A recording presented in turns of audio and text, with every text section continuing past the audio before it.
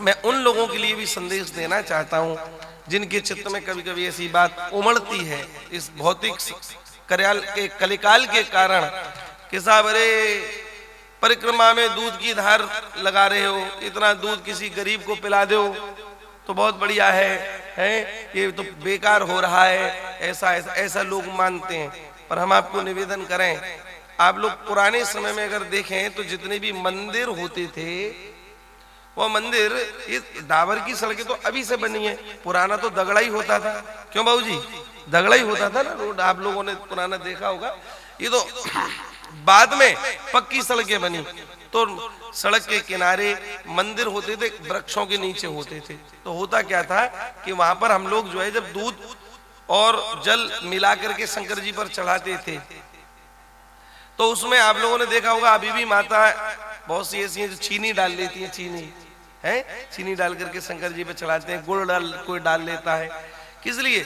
बोले जो जल चढ़ाया ये तो ये भावना हो गई कि बोले हे शंकर भगवान आपकी बड़ी कृपा है, समुद्र मंथन के समय में जो विष कराल कालकूट विष निकला था उसको आपने बड़े प्रेम से पी लिया और पी करके हम सबकी रक्षा कर दी। उस समय अगर आप यह नहीं पीते तो संपूर्ण सृष्टि तो उस भयंकर विष में जल जाती। आज हम लोग सब हैं वो आपके ही कारण हैं, इसलिए हम आपको वंदन करते हैं, प्रणाम करते हैं। ये कृतज्ञता का भाव है शंकर जी पर दूध चढ़ाना। पर देखो इसमें भी कितनी बढ़िया बात है, इस बात को कोई बताता नहीं है और उल्टे सीधे टीवी चैनल वाले, ये जो पिक्चर बनाने वाले उल्टा सीधा प्रचार करते हैं, दूषित प्रचार करते हैं। कारण उसका क्योंकि अब हम लोगों ने ग्रंथ पढ़ना बंद कर दिया, कथाओं में हमारे बच्चों ने जाना बंद कर दिया, तो उनको बताएगा कौन? हम लोगों को इतनी जानकारी है नहीं।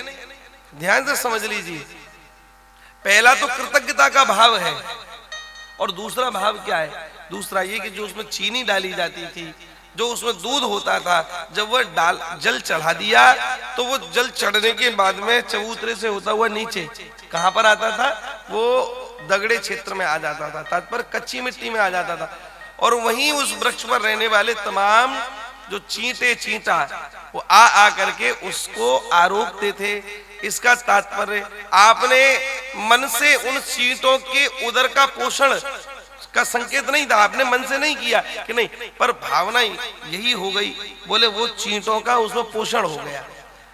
अब देखो आजकल लोग जाते हैं ना कहीं चींटी हो तो चींटी को चुगाने के लिए कोई गोला का बुरादा ले जाता है, कोई बूरा ले जाता है, वो चींटी चुगाने का हम लोग करते हैं। लेकिन वहां पर चीनी डालने का भाव यही था कि इसके द्वारा इन चींटियों का पोषण हो जाएगा। और हम लोग भारतीय हैं, हम लोग जीव मात्र में भगवान का ही दर्शन करते हैं। सिया राम में सब जग जानी, करूं प्रणाम जोर जोर पानी। ये क्या है?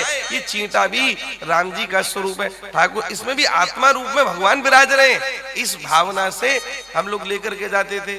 पर लोग बागों को जिसको कहे वो हिंदू और सनातन धर्मियों से कहता है, अरे देखो हिंदू पागल हो गए, वो शंकर जी पर जल चढ़ाते हैं, वह जल तो ऐसे जाता है वैसे जाता है, और दूध चढ़ाते हैं, दूध को गरीब को पिलाएं। सारे परामर्शदाता हमारे पास ही आते हैं। हम तो उन परामर्शदाताओं से हाथ जोड़ के निवेदन करते हैं कि भैया जी जितने भी भारतवर्ष में जो शराब खाने हैं, शराब के ठेके हैं, वहां पर जाकर के भी इन उपदेशों को किया करो। बोले भाई जितने की तुम शराब पी रहे हो इतने का दूध खरीद करके गरीबों को पिला दो तो क्या बुरा है? बोलिए, है? शंकर जी पे जल मत चढ़ाओ, होली पर लकड़ियों को मत जलाओ। ऐसी मूर्खता का काम उस समय हो रहा है। और तो छोड़ो, हिंदू लोग ऐसे विचलित हो जाते हैं, बोले नहीं नहीं हाँ ये पिक्चर जो दिखा रहे ये सब सही कह रहे हैं।